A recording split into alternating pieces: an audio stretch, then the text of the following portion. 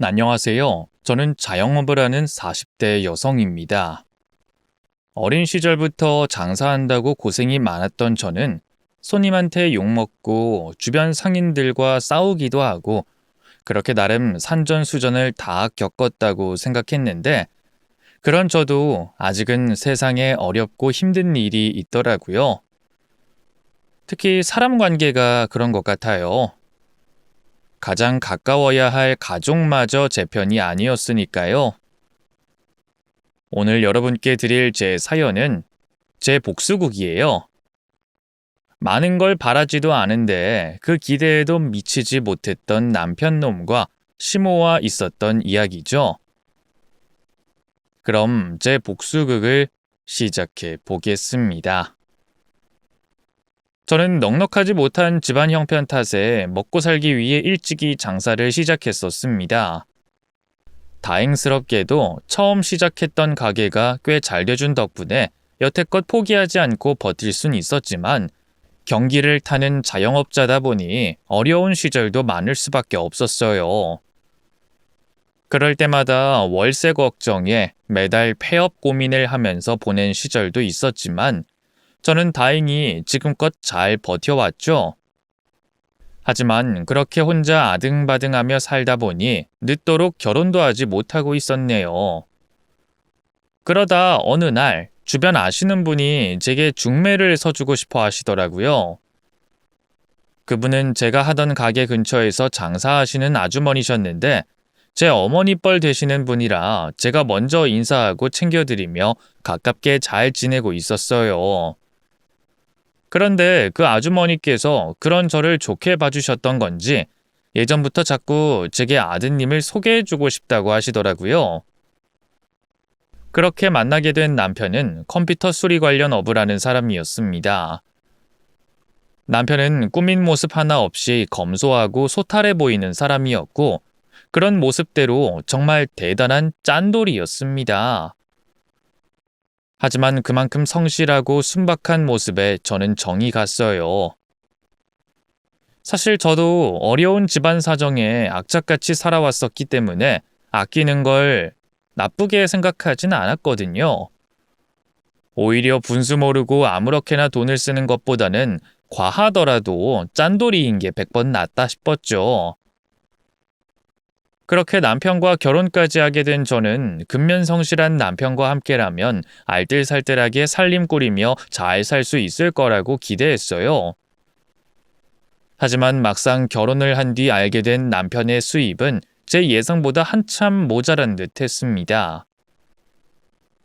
남편이 워낙 바쁘고 성실하게 살기에 여유가 좀 있을 거라고 기대를 했었는데 불경기라서 그런지 벌이가 많지 않더라고요. 생각보다 벌이가 좀 적지? 원래는 이것보단 훨씬 많은데 요즘 들어 일이 없어서 좀 그렇게 됐네. 아니, 뭐 요즘 사람들은 뭐 컴퓨터를 고쳐서 쓸 생각을 안 하고 고장나면 그냥 새 걸로 사더라고. 고치면 더 쓸 수 있는 걸 왜 버리는 건지. 다들 돈 아까운 줄도 모르나 봐. 수리 일이 전보다 줄었다는 말에 저는 할 말이 없었습니다. 자영업하는 사람들이 경기 타는 게 하루 이틀도 아니고 장사를 해온 제가 그런 사정을 모를 리가 없었으니까요. 그래서 저는 그런 남편을 탓하지 않고 오히려 열심히 일하는 남편을 응원해줬고 대신 제가 벌이가 적은 남편을 대신해 일을 늘리기로 했죠.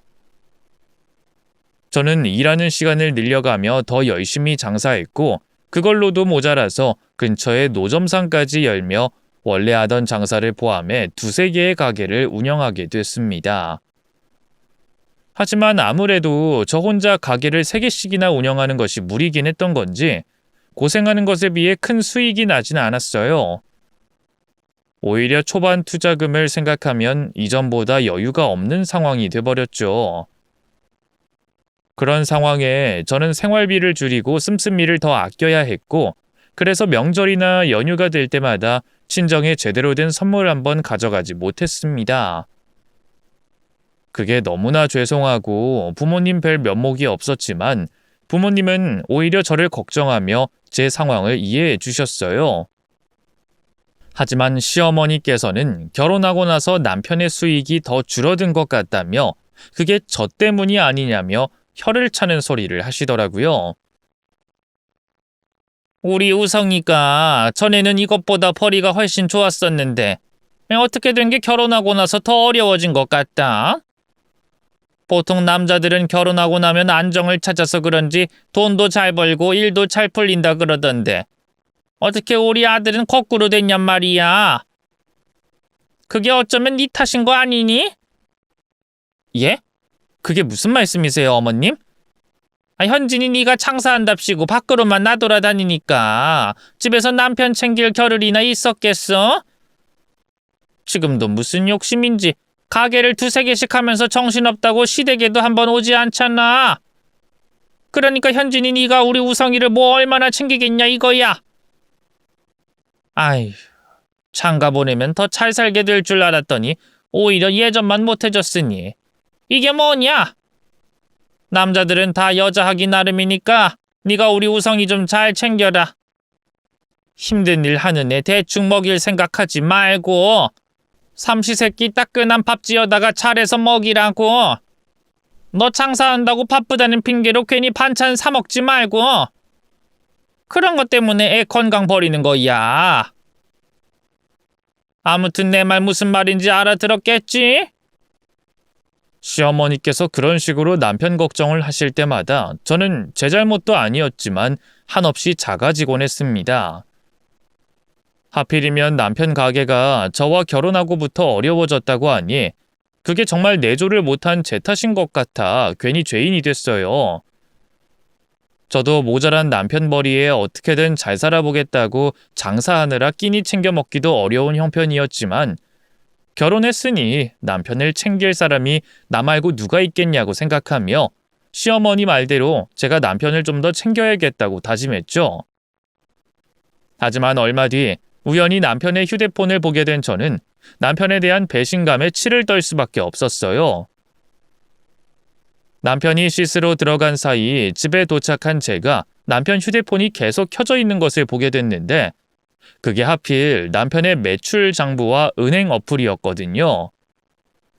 알고 보니 남편이 저에게 말했던 수입보다 한참 더 벌고 있었고 그렇게 저한테 말하지 않은 수익들을 전부 시어머니에게 보내고 있었던 겁니다. 그러니까 그동안 남편과 시어머니가 저를 완전히 속이고 있었던 거예요. 저는 남편 때문에 대신 가장 노릇하겠다며 발에 땀나게 고생하면서 남편 내조까지 하라는 시어머니 때문에 어떻게든 남편 챙겨줄 생각만 하고 있었는데 남편은 그런 저를 두고 이런 거짓말을 하고 있었다니. 그 배신감에 너무 화가 나더라고요. 그래서 저는 샤워하고 나온 남편에게 그 일을 따져 물을 수밖에 없었습니다. 이게 뭐야? 당신 그동안 나한테 거짓말 해왔던 거야? 나한테는 경기가 어렵다고 사람들이 너무한다면서 폐업 고민까지 하더니 당신 나한테 거짓말하고서 그 돈 어머니한테 보냈던 거야? 아니, 그게 아니고 당신 오해하지 마. 아니긴 뭐가 아니야. 설마 내가 거래 내역 볼 줄 몰라서 당신 오해하는 것 같아? 아니면 당신은 끝까지 나 바보 만들고 싶은 거야? 어떻게 나한테 이럴 수가 있어? 나는 지금 당신 벌이가 어떻다는 걸 떠나서 당신이 나한테 거짓말을 했다는 게 너무 화가 나. 그런 거 아니야, 여보. 그래, 내가 잘못했어. 내가 당신한테 솔직히 말했어야 하는 건데 당신을 속인 셈이 됐네. 근데 나도 처음부터 그러려고 그랬던 게 아니야. 당신도 알다시피 우리 같은 자영업자들은 매달 벌이가 일정한 것도 아니고 언제 무슨 일 생길지 모르잖아. 거기다 우리 엄마는 나이 들고 돈도 없으신데 결혼하고 나니까 우리 엄마 노후 어떻게 해야 하나 걱정이 되더라고. 그렇다고 당신한테 우리 엄마 노후 부탁할 수도 없고 그래서 그냥 내가 좀 더 버는 달에는 엄마한테 용돈 삼아 드리고 그랬던 거야. 그래야 엄마 입장에서도 아들이 결혼하고 무심해졌다고 생각 안 하실 거고. 당신한테는 미안해서 말 못했던 거지 속이려고 한 건 절대 아니야. 정말이야, 믿어줘. 남편은 혼자 되신 시어머니 걱정에 용돈을 드리고 싶었던 거라고 했지만 저는 그 말이 이해되지 않았습니다. 그동안 저도 시어머니께 용돈을 드리고 있었던 걸 남편이 모르지 않았거든요. 하물며 저는 친정 부모님 챙길 여력도 없어 죄송하기만 했는데 남편은 그런 저 몰래 혼자 효자 노릇을 하고 있었다니 너무 황당했어요. 거기다 부부 사이에 벌써부터 거짓말을 했다니 저는 그 일을 도저히 용납할 수 없었습니다. 아무리 그래도 그렇지 어떻게 거짓말을 할 수가 있어? 나는 당신 믿고 내 버리며 내 상황이며 다 얘기했는데 나는 당신한테 작은 거 하나 속인 게 없는데 당신은 어떻게 나를 속일 수가 있어? 이렇게 신뢰가 없어져서 내가 당신이랑 같이 살 수 있을지 모르겠다. 당신 그게 무슨 소리야? 헤어지기라도 하겠다는 말이야? 안 돼. 그러지 마, 제발. 내가 다 잘못했어. 내가 정말 잘할게. 앞으로는 다시는 거짓말하지 않을게. 정말이야. 또다시 내가 당신한테 거짓말하면 그땐 당신 마음대로 해도 돼. 앞으로 당신한테 속이는 일 없을 테니까 제발 이번 한 번만 용서해줘. 남편은 앞으로 매달 자신의 수익을 제게 공개하겠다고 말했고 저는 앞으로 한 번만 더 이런 일이 있으면 그날부로 갈라서겠다는 약속을 받고서야 남편을 용서해줬습니다. 남편의 행동은 괘씸했지만 그날 후로 저와의 약속을 지키려는 남편의 모습에 저도 조금은 화가 누그러졌어요. 다행히도 그 뒤로 남편은 꾸준히 약속을 지키는 모습을 보였고 시어머니께 드리던 용돈을 반으로 줄이며 나머지 절반은 저희 친정 부모님께 드리기로 했습니다. 시어머니 입장에서는 갑자기 용돈이 반으로 줄어 황당하고 화도 났겠지만 그동안 아들과 합심해 제게 거짓말을 하고 있던 탓에 그 일로 제게 아무 말도 하지 못하셨죠. 다행히 제게 믿음을 보여준 남편 덕분에 저는 이후 별일 없이 지낼 수 있었습니다. 그리고 그러던 중 제가 하고 있던 장사 중 음식 장사가 갑자기 잘 되게 됐어요. 갑자기 손님이 몰리면서 얼마나 잘 되는지 그 식당 때문에 다른 장사를 닫고 오로지 음식 장사에만 시간을 쏟아야 할 정도였죠. 가게가 잘 되자 저는 정신없이 바빠질 수밖에 없었고 그러자 남편이 제 일을 돕겠다며 컴퓨터 수리 일을 그만두고 저를 돕게 됐습니다. 어차피 요즘 수리 의뢰도 없고 괜히 월세만 나갈 바에 내가 당신 돕는 게 더 낫지 않겠어? 당신 혼자 고생하는 것도 이제 더 못 보겠고 앞으로 당신 가게는 내가 도울 테니까 걱정하지 마.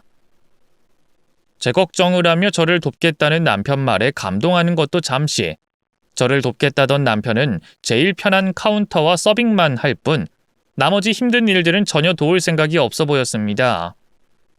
가게 쉬는 타임에 음식 준비하기 바쁠 때도 남편은 요리를 못한다는 핑계를 대며 양파 하나 까주질 않았고 그러면서 쉬는 시간마다 카운터에서 돈을 빼서 어디론가 나가버리곤 했었어요.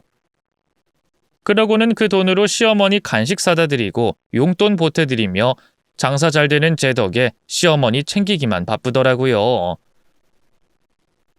사실 자기 부모 챙기는 거야 뭐 저도 뭐라 하진 않겠지만 매번 그렇게 자기 어머니만 챙기고 처가 식구는 나 몰라라 하는 남편에게 서운할 수밖에 없었어요.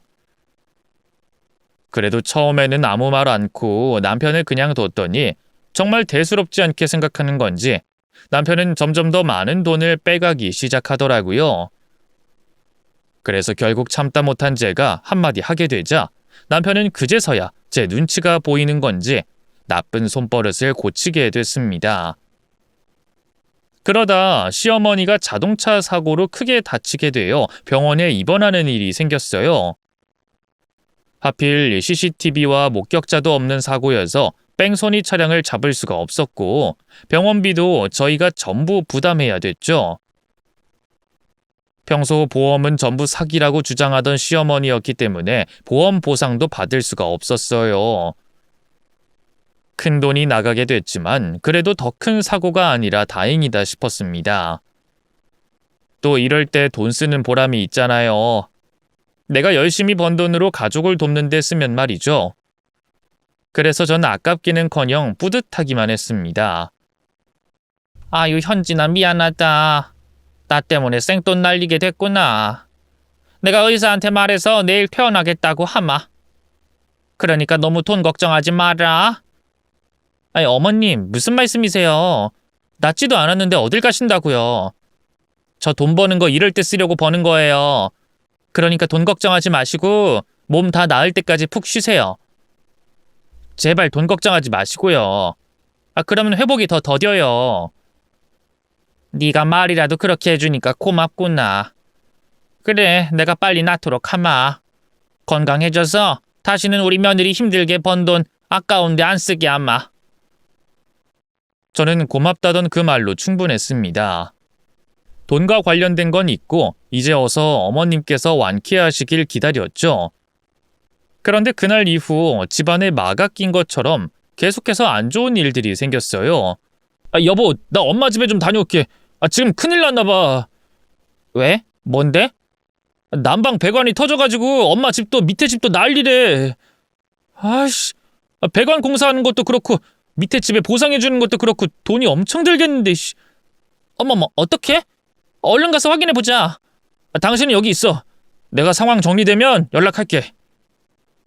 그렇게 시댁으로 간 남편은 1시간 뒤 긴급 배관 공사와 밑에 집 보상을 해줘야 된다며 제게 큰돈을 부탁했습니다. 공사가 늦어지면 난방을 할 수 없는 상황이었고 아무 죄도 없는 밑에 집 분들의 심경도 이해가 됐기 때문에 얼른 돈을 보내줬죠. 그런데 이런 일들이 이후로도 여러 차례 발생했어요. 한 번은 보일러가 또 고장났다며 또 한 번은 눈길에 어머님께서 미끄러져 팔과 다리를 크게 다쳤다면서 말이죠. 그럴 때마다 저는 남편에게 돈을 넣어줬습니다. 또 며느리로서 어머님을 챙겨야 할 것 같아 직접 찾아가 뵈려고도 했죠. 그런데 어머님께서 미안하다며 오지 말라고 하시는 거예요. 어머님, 저 가게 일찍 마치고 가려는데 괜찮죠? 제가 음식 좀 싸가지고 갈게요. 아니다. 오지 마라. 너 올 필요 없어. 아니에요. 당연히 가야죠. 집안일도 제가 하고 어머님 말벗도 되어드릴게요. 내가 너 얼굴 볼 면목이 없어서 그래. 나 때문에 든 돈이 얼마니? 아유, 내가 진짜 너무 민망해서 그러니까 오지 마라. 거기다 일까지 하고 온 애를 부려먹는 것도 좀 그렇고. 현진아, 늙은 시어머니 때문에 네가 고생이 많다. 내가 민폐만 끼치고 내가 일찍 죽어야 하는데. 그때부터 뭔가 좀 이상하다고 생각했습니다. 원래 시어머니라면 조금만 다쳐도 절 수족처럼 부려야 했거든요. 그런데 아끼고 아끼는 남편을 불러 일을 시키면서 저는 가만두고 있었으니 제가 의심이 갈 수밖에 없었죠. 하지만 시어머니 일이다 보니 의심을 그쳐야 했습니다. 가족을 의심할 수는 없었으니까요. 그런데 결국엔 두 사람이 저를 속이고 있다는 걸 알아내게 됐습니다. 그 일이 있었던 건 시모가 팔다리 골절을 낫고 난 뒤였어요. 전 평소처럼 가게에 있었는데 남편이 다급하게 전화를 걸어왔죠. 그러더니 시어머니가 화장실에서 갑자기 쓰러졌다고 하는 거예요.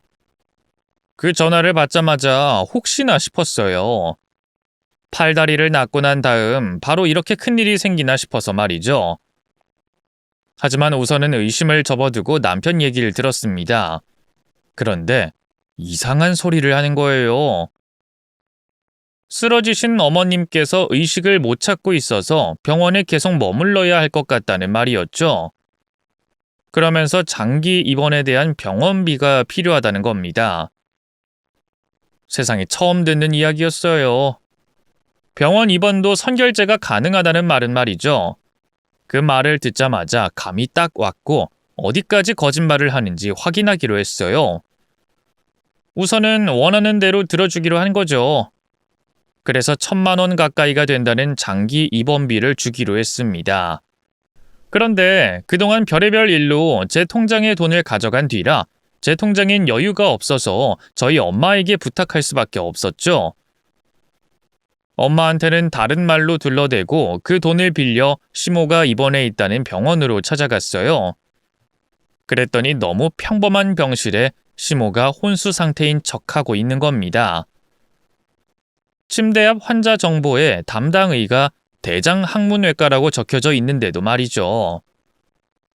거짓말을 해도 성의껏 할 것이지. 이건 너무 성의가 없어 어이가 없더라고요. 그 자리에서 두 사람에게 망신을 주고 싶었지만 다른 환자들이 신경 쓰였어요. 또 이왕이면 시모가 깨어난 상태에서 망신을 줘야겠다 싶어서 병원 떠나려던 발길을 돌려 병원 복도에서 두 사람을 기다리고 있었습니다. 그리고 제가 떠난 줄 알았던 두 사람이 병실에서 하는 얘기를 엿듣게 됐어요. 제가 가진 확신에 쐐기를 박는 말이었죠. 현진이가 돈은 바로 보내줬든? 아이, 당연하지. 그 사람 그런 건 또 칼 같잖아. 아이, 역시 멍청한 년이라 잘 속네. 그럼 이제 얼른 퇴원하자. 하루 더 입원하겠다고 다른 사람들한테 아픈 척하고 있으니까 너무 힘들더라. 아이, 그나저나 앞으로는 어떻게 할 거야? 병원에 입원하고 싶다고 할 수 있는 건 아니잖아. 거기다 병원비로 돈까지 받았는데. 아이, 그거야 이제 중환자실에 있다고 하고 앞으로 면회 못한다고 네가 둘러대야지. 어차피 열심히 속일 생각할 필요도 없어. 걔 엄청 멍청하잖니. 고등학교 때부터 지 아빠 엄마 장사 돕는다고 공부는 일찍이 손 놓은 앤데 뭘 열심히 속이려고 해? 오늘도 봐라. 혼수 상태라고 말하니까 바로 큰돈 보내는 거. 그런데 나도 이번엔 좀 놀랐다. 이제까지 보낸 돈이야 엄청 큰 돈은 아니니까 그러려니 했는데 이 큰 돈도 내가 아프다니까 바로 넣어주네.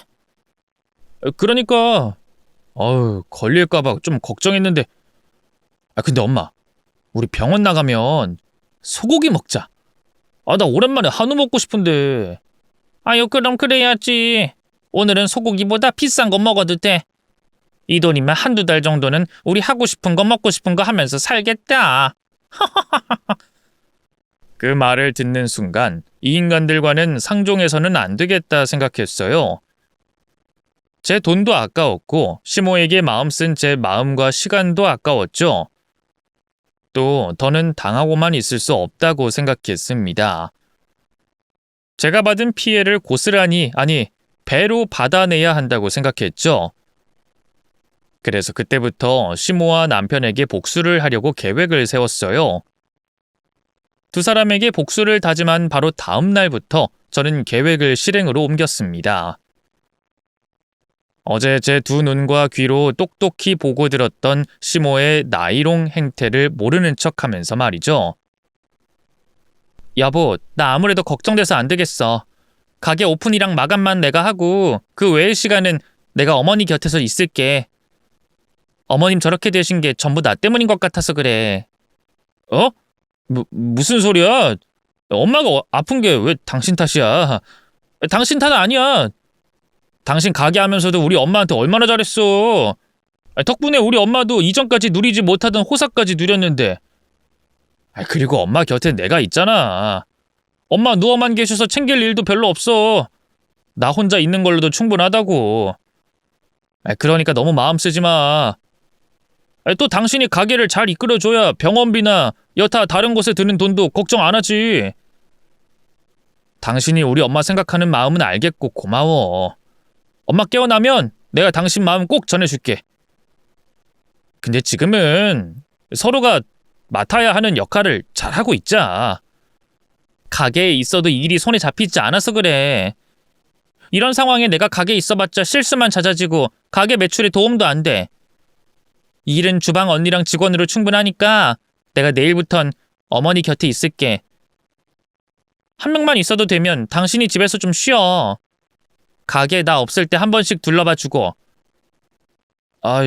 정말 그러지 않아도 되는데. 진짜. 알았어. 그럼 한 이틀 정도 뒤에 당신이 엄마 옆에 있어줘. 그 전에 가게 일에 문제 없게 준비도 잘해놓고. 이미 퇴원하고 없을 시모에게 찾아가 그 곁을 제가 지키겠다고 하자 남편은 당황스러워하며 저를 어떻게든 말리려고 했어요. 제가 병실을 찾아가는 순간 모든 거짓말이 들통나게 됐으니까요. 하지만 그렇다고 며느리가 시어머니 간병을 하겠다고 하는데 말릴 만한 구실도 없었습니다. 남편은 어쩔 수 없이 제 제안을 수락했죠. 대신 이틀이라는 시간을 벌어놓고 그 사이에 이 상황을 타개할 수 있는 방법을 모색하려는 것 같았어요. 제 예상대로였죠. 다음 날 저에게 거짓말한 걸 들키기 일보 직전이었던 남편과 시모는 아주 뻔하디 뻔한 거짓말을 다시 또 해왔습니다. 여보! 뭐야? 왜 그래? 당신 어머님 곁에 안 있고 여긴 무슨 일이야? 엄마가 깨어났어. 엄마가 의식을 되찾았다고. 뭐? 어머님께서 깨어나셨다고? 그게 정말이야? 어어. 오늘 아침부터 엄마 바이탈이 심상치 않았더니 결국엔 정신을 차리셨어. 지금은 몸에 다른 이상은 없는지 검사받고 있는 중인데 이상 없으면 퇴원해도 된다고 하더라고. 그게 정말이야? 어머, 너무 잘됐다. 근데 어머님 그렇게 바로 퇴원하셔도 돼? 그래도 누워 계신 시간이 있는데 병원에서 바로 퇴원은 안 시키지 않나? 간단한 수술을 받아도 하루는 입원해 있는데. 그게 엄마가 그 병원에 도저히 못 있겠다고 고집을 피우셨거든. 엄마가 최근에 병원 신세를 많이 져서 그런지 병원이라고 하면 질색을 하더라고. 또 병원에 입원해 있으면서 그동안 돈을 꽤 많이 썼잖아. 그래서 병원 비용 아깝다면서 나가겠다고 했어. 그래도 병원 관련으로는 돈 안 아끼셔도 되는데. 근데 당신은 왜 찾아왔어? 검사 받는 시간이 몇 시간 걸리는 것도 아닌데 어머님 곁에 있어야 하는 거 아니야? 아예 전화를 주지. 그럼 내가 병원으로 찾아갔을 거 아니야. 아, 전화가 있었구나? 난 너무 기쁜 마음에 이 소식을 빨리 당신한테 알려줘야겠다 싶어서. 뭐 그럴 수 있지.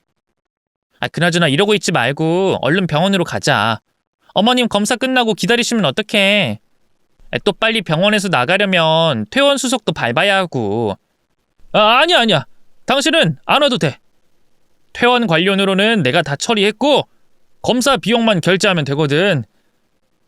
그리고 당신 오면 엄마가 불편해하셔.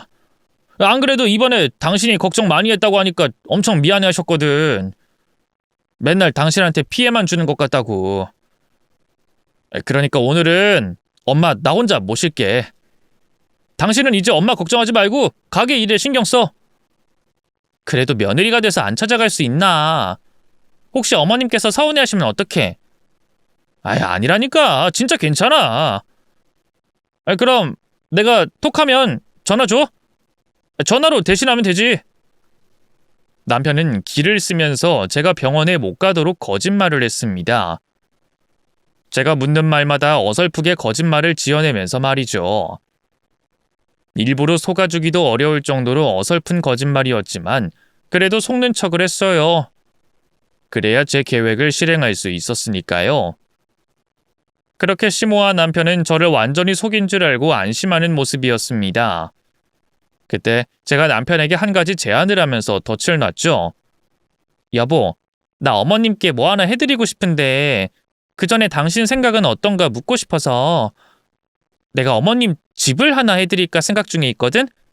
저번에 난방 배관 터진 것도 그렇고 보일러 새로 하거나 집수리 할 때마다 내가 어머니 집을 옮겨드리고 싶다고 생각하긴 했었어. 근데 이번에 어머님께서 큰일 당하시니까 더 늦어서는 안 되겠다는 생각이 들더라고. 그래서 신축 주상복합 아파트에 어머니 모시면 어떨까 싶은데 어때 당신은?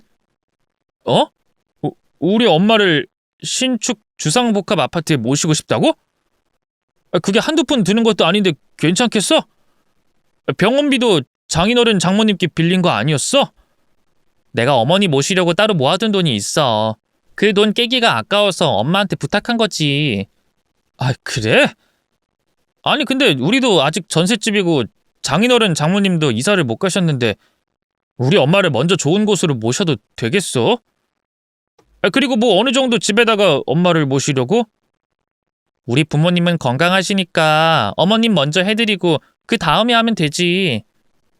그리고 집은 좀 무리를 해서라도 편의시설도 많고 나이 드신 분들 편하게 지낼 수 있는 곳으로 하고 싶어.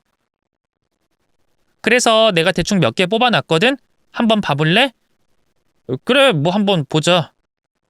남편은 갑작스러운 제 제안에 좋아하면서도 이게 무슨 일인가 싶어 당황스러워했어요. 그러다 제가 건넨 아파트 후보지를 보고는 깜짝 놀랐죠. 여보, 지금 엄마를 이런 곳들에 모시겠다고? 이거 너무 무리하는 거 아니야? 여기 너무 비싼 것 같은데? 비싸긴 뭐가 비싸. 요즘 신축 아파트들이면 다 저 정도 값은 하는데. 그리고 어머님 좋은 곳에 모시면 좋은 거 아니야? 그래도 우리 형편에 너무 비싼 것 같아서. 괜찮아. 내 벌이가 예전처럼 없는 것도 아니고 가게가 계속 잘 되는데 무슨 걱정이야. 또 모아둔 돈도 있는데. 그리고 어머님 재산 결국엔 우리가 다시 받잖아. 그럼 나중에 그 집 우리가 다시 받을 텐데 그땐 가격이 얼마나 더 올라가 있겠어. 그러니까 미래에 대한 투자라고 생각하면 돼. 그런데 당신이 그렇게 부담된다면 그냥 어머님 댁 인테리어만 다시 하는 정도로 하지 뭐. 아니야. 난 좋아. 나야 당신이 우리 엄마한테 그렇게 해준다고 하면 당연히 좋지. 엄마도 엄청 좋아하실 거야. 남편은 저와 대화를 마치자마자 잔뜩 신이 난 모습으로 시모에게 전화를 걸었습니다. 그러다 전화 통화만으로 그 기쁜 소식을 알리는 게 부족하다고 생각이 들었는지 시모의 집으로 찾아가기까지 했죠. 시모의 반응을 알기까지는 그리 오랜 시간이 걸리지 않았어요. 남편이 시댁으로 찾아간 지 얼마 되지 않아 시모가 제게 전화를 했거든요. 네, 어머님. 그래, 현진아. 방금 우성이 통해서 네 얘기를 잘 들었다. 이건 내가 고마워서 어떡하니? 시어머니가 돼서 며느리인 너한테 내가 뭘 해줘야 하는데. 저번 도움부터 시작해서 계속 받기만 하는구나. 너무 고맙다. 내가 받기엔 너무 과분한 선물 같아서 망설여지긴 하는데 뭐 다르게 생각하면 이 낡은 집 여기저기 손본다고 매번 너랑 우성이에게 앓는 소리에서 너희 스트레스 받게 하는 것보다는 나은 것 같아서. 또 내가 이번이 아니면 이런 아파트를 언제 살아보겠니? 그래서 네 제안 따르려고 하는데 네가 골라준 후보지들 말이다. 이 중에 아무거나 상관없는 거니? 너한테 부담되는 곳이 있다면 거긴 제외하고 고를까 하는데. 부담될 거 없으니까 어머님 살고 싶은 곳으로 고르세요.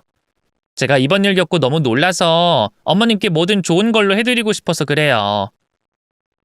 집안 살림이나 다른 것도 전부 다 좋은 걸로 해드리고 싶었는데 우선은 사시는 곳 먼저 해드리는 게 제일 좋겠다 싶어서요. 아이고, 내가 진짜 며느리 하나는 정말 잘 뒀다. 며느리 덕분에 이렇게 호강하는 시어머니 나 하나일 거다. 그런데 이건 내 앞으로 해주는 거니? 당연하죠.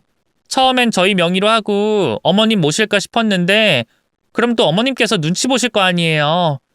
그래서 눈치 보지 마시라고 제가 어머님 명의로 해드릴 거예요.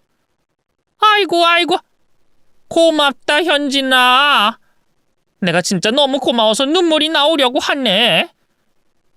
솔직히 우성이가 전화하다가 집에 찾아왔을 때만 해도 얘가 뭘 잘못 듣고 호들갑을 떤다고 생각했는데 이게 다 진짜였구나. 정말 너무 고맙다, 현진아. 아니에요. 그럼 시간 많으니까 천천히 어느 집이 나을지 생각해 보세요.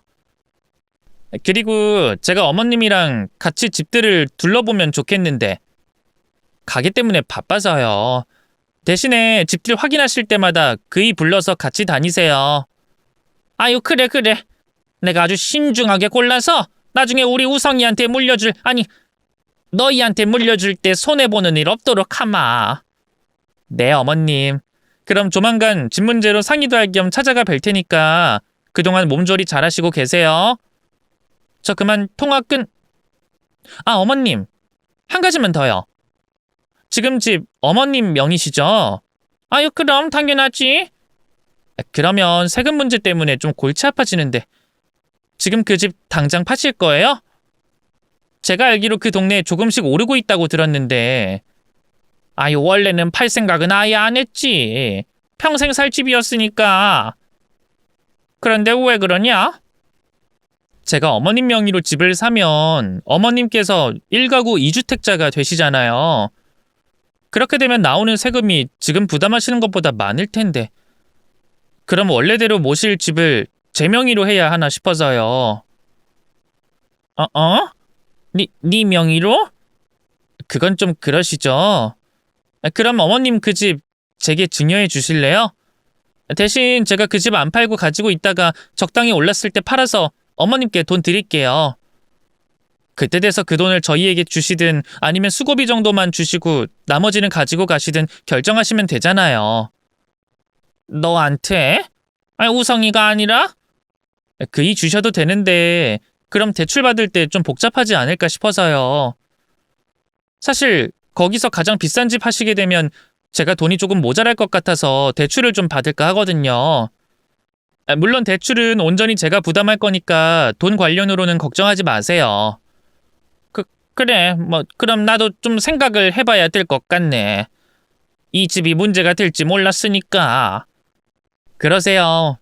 그 집에 오래 사셨으니까 애착이 많으실 거 아니에요.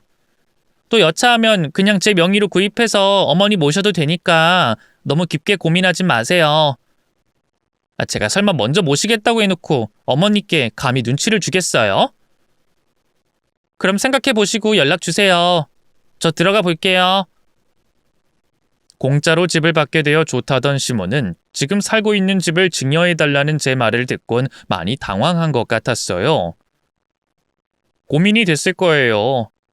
자기 명의로 된 신축 아파트를 얻고 원래 집을 제게 증여해주는 것과 자기 명의는 아니지만 신축에서 살면서 지금의 집을 안고 있는 것에 대해서 말이죠. 제가 바라던 바였고 예상하던 모습이었습니다. 그리고 전 앞으로 일어날 일도 알고 있었어요. 시모가 결국은 제게 지금 살고 있는 집을 증여할 거라는 걸 알고 있었죠. 그 집을 잃는다고 해도 제게 신축을 얻는 순간 더 큰 이득이었으니까요. 시모는 제 예상처럼 행동했어요. 현진아, 내 한 가지만 더 확실히 하자. 너 진짜 네가 보여준 집들 말이다. 거기 가격과 상관없이 내 집으로 사주는 거지? 그럼요. 말 바꿀 거였으면 저번에 바꿨죠. 이젠 제가 한 말이 있어서 빼도 박도 못해요. 다만 거기서 제일 비싼 집 2개 있잖아요. 그건 대출을 좀 받긴 받아야 할 것 같아요. 그래? 대출이 필요하다는 말이지? 그럼 내가 지금 살고 있는 집 너한테 증여하마. 그러면 내 집 사는데 시간이 더 단축되겠지? 그럼요. 잘 생각하셨어요. 그럼 어머님 몸 좀 괜찮아지면 증여하는 걸로 할까요? 아니다. 오늘부터 바로 하자. 증여 완료하는 것도 시간이 꽤 걸리더라. 지금 내가 집 둘러보면서 돌아다니니까 네가 고른 집들 가격 오르는 속도가 장난이 아니야. 눈 떴다 하면 올라가 있어. 더 올라서 못 사면 안 되니까 오늘 바로 증여 신고하는 걸로 하자. 괜찮을까요? 어머님 병원에서 퇴원하신 것도 얼마 안 되셨는데. 괜찮어. 누워서 쉬긴 쉬어야 하는데 우리 며느리 돈 한 푼이라도 아끼려면 몸이 말을 안 들어도 움직여야지. 그럼 우리 이따가 만나서 같이 법무사랑 세무사 사무실로 가보자. 그렇게 증여를 위해서 만나게 된 시모 얼굴은 한껏 상기돼 있었습니다. 이제껏 그렇게까지 신난 모습의 시모는 처음 봤을 정도였어요. 자기가 제 계획대로 움직이고 있는 줄도 모르고 신이 나 있었죠. 덕분에 제가 생각한 것보다 더 빨리 증여받을 수 있게 됐어요.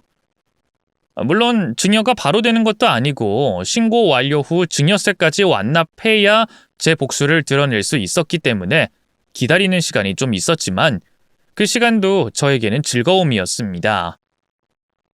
신나다 못해 한시도 가만히 있지 못하는 시모와 남편을 지켜보는 게 저도 재밌었거든요. 자신들에게 다가올 어마어마한 일은 전혀 모른 채 좋다고 웃고 있는 꼴이 정말 우스웠죠. 엄마, 내가 아까 엄마 이사갈 집 확인하다가 엄마 집값 확인해봤거든? 근데 거기 매물만 계속 나오고 값은 떨어지고 있더라. 엄마 집 저 사람한테 증여한 거 진짜 잘 생각한 것 같아. 우성아, 이제 그 집 엄마 집 아니야. 네 처집이지. 엄마 집은 저기 있는 주상복합 아파트란다. 그리고 너는 뭐 그렇게 당연한 소리를 하니? 그 집값이 아무리 올라봐라. 그런다고 내가 들어갈 집을 살 수 있을 것 같아? 뭐가 더 이득인지는 계산 탁하면 탁이지. 근데 쟤도 참 멍청하지. 셈 계산이 그렇게 안 됐니? 지금 제가 날 챙겨줄 때는 아니지 않니? 장사가 잘 된다고 하지만 뭐 이렇게까지 나한테 해준다고 하니? 나도 좀 놀라긴 했는데 엄마 누워 있었던 게 확실히 먹히긴 했나 봐. 앞으로도 돈 필요할 때 생기면 또 하자. 근데 다음번엔 뭐라고 속여야 될까? 혼수 상태보다 더 심한 게 있나? 집까지 사다 줬는데 더 큰 건 바라지 말고 그냥 소소한 우리 용돈 정도만 바라자. 처음에 한 교통사고처럼. 알았어, 엄마. 근데 우리 엄마 진짜 좋겠다. 어떻게 됐든 간에 며느리 덕분에 좋은 집에서 살게 되고. 좋지, 엄마? 당연히 좋지. 그리고 그게 왜 제 덕분이니? 우리 찰난 아들 덕분이지. 우리 우성이가 잘나서 저렇게 말 잘 듣는 애를 데리고 온 거 아니야. 또 네 덕분에 제 장사가 잘 되는 거고. 그러니까 우리 아들 덕분에 내가 그런 집에 살아보는 거야. 내가 우리 아들 덕분에 호강한다, 호강해. 새 집으로 이사 간다는 행복에 취해 있는 두 사람은 제가 자기들 대화를 듣든지 말든지 신경도 쓰지 않았어요. 반성은 조금도 하지 않는 두 사람 덕분에 두 사람에게 복수하겠다는 제 마음은 단 한 번도 물러지지 않을 수 있었죠. 그리고 두 사람에게 제 복수를 할 날이 다가왔습니다. 그땐 제가 시모의 아파트를 증여받고도 3개월이 지났을 때였어요. 시모는 집을 사주겠다던 제가 여러 핑계를 대면서 미루고 있자 슬슬 화가 난 상태였죠. 결국 시모가 먼저 저를 불러들였습니다. 현진아, 너 어떻게 된 거니? 집 관련으로 어떻게 됐다고 왜 말이 없어? 매번 내가 이렇게 집으로 부르고 전화해야 되겠니? 고시라는 말만 하지 말고 뭐가 어떻게 되고 있는지 좀 제대로 말을 해봐. 아유, 엄마 진정해. 이 사람이 안 사주고 싶어서 미뤘겠어? 사정이 있으니까 그랬지. 내가 말했잖아. 이 사람이 요즘 엄청 바쁘게 지낸다고. 그러니까 천천히 얘기 들어보자.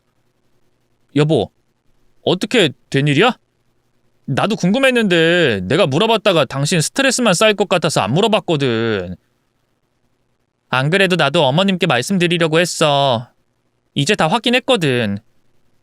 그래? 그럼 이제 본격적으로 매매한다는 소리 맞지? 봐요, 엄마. 제가 좀만 더 기다리자고 했잖아요. 그러게 이 사람을 왜 못 믿어서. 그래? 그런 거였어?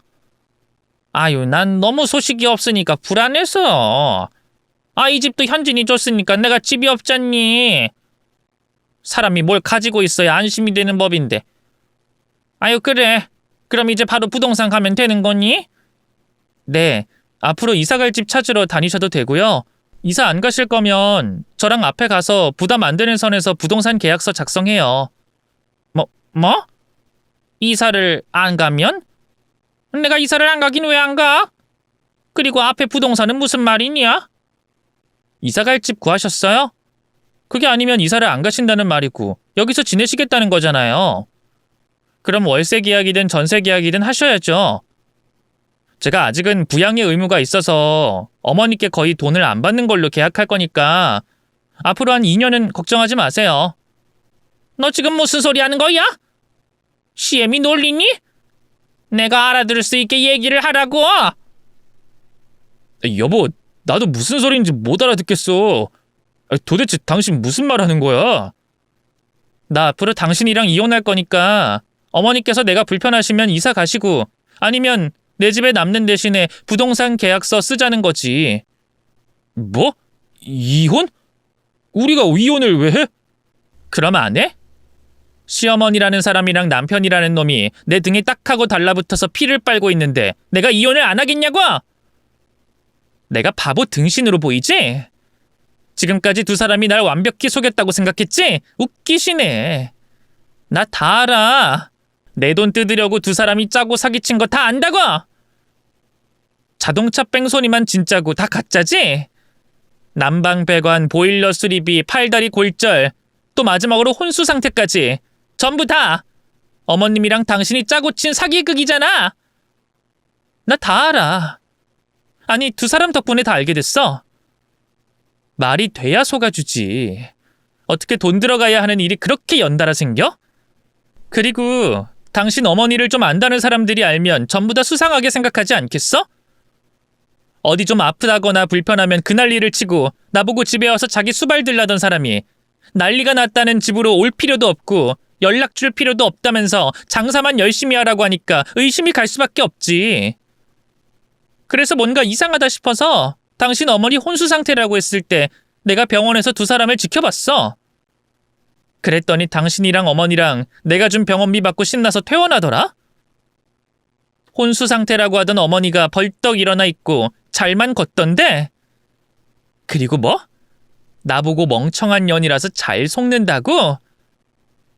어머니, 그게 시어머니 걱정해서 병원비 주는 며느리한테 할 말이에요?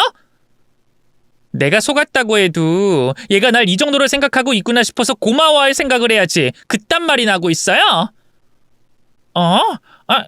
아니, 그건 네가 뭘 잘못 봐서 그런 거야. 야, 아무래도 네가 다른 사람이랑 날 착각하는 것 같다.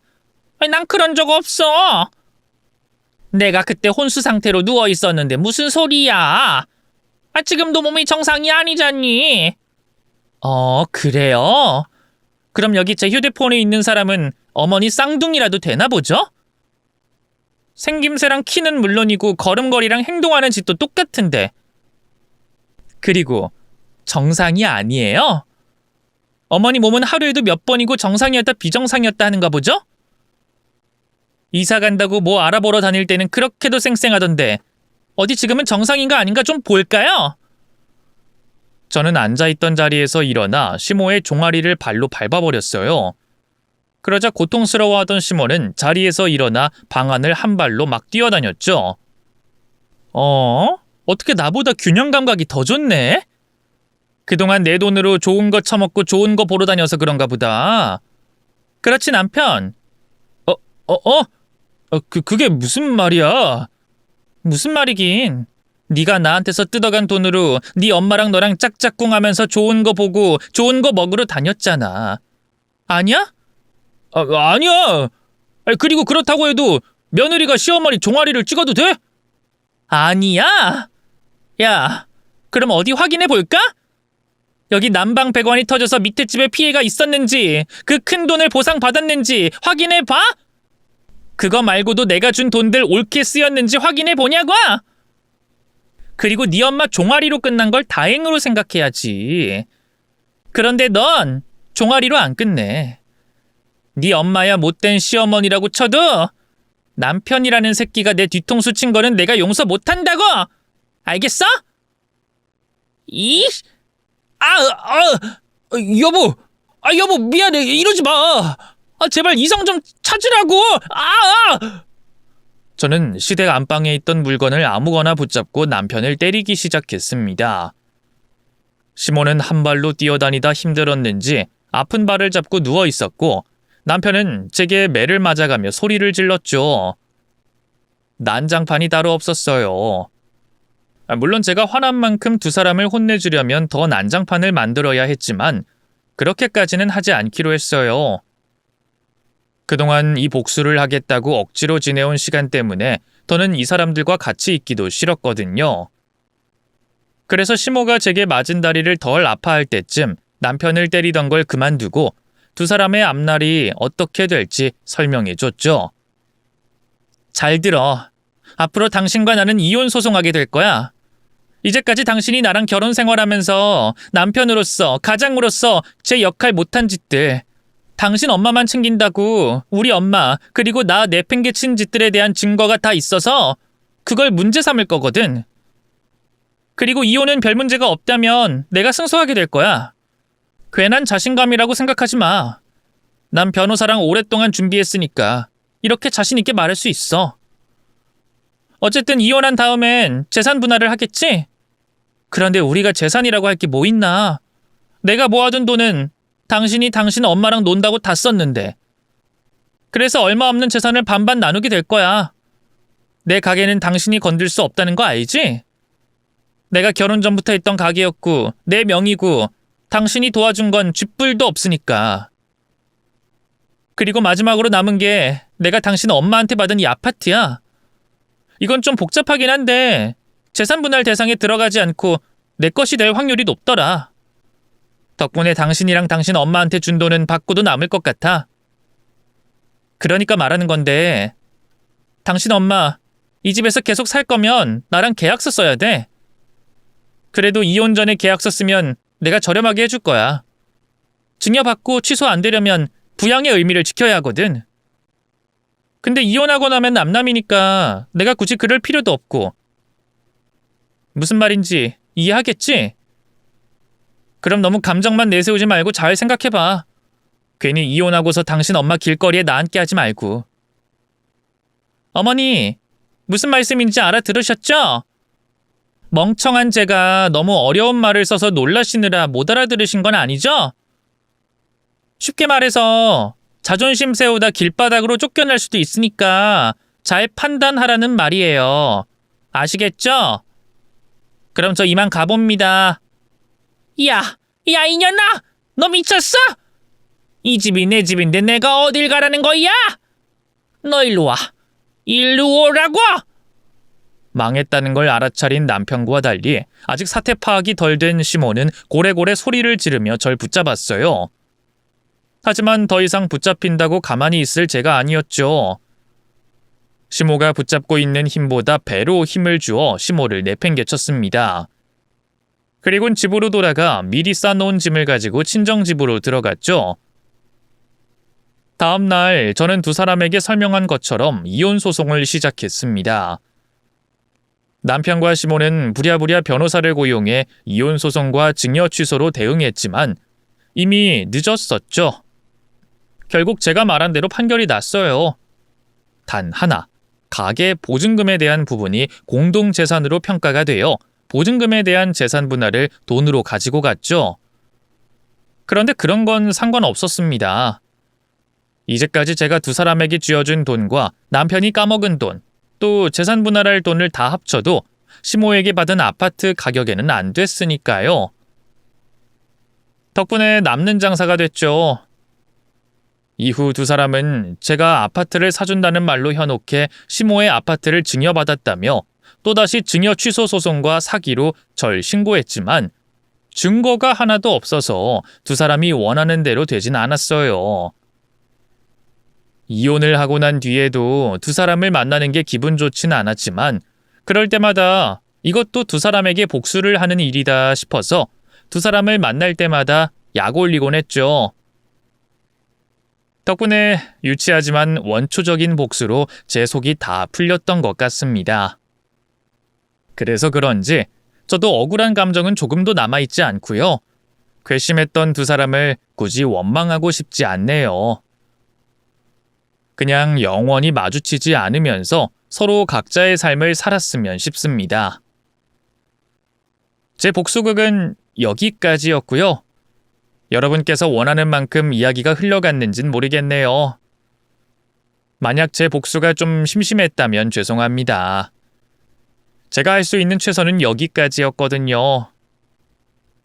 그럼 전 여러분께 인사드리고 얘기를 마치도록 할게요. 항상 건강하시고 행복한 하루하루 보내시길 바라겠습니다. 감사합니다.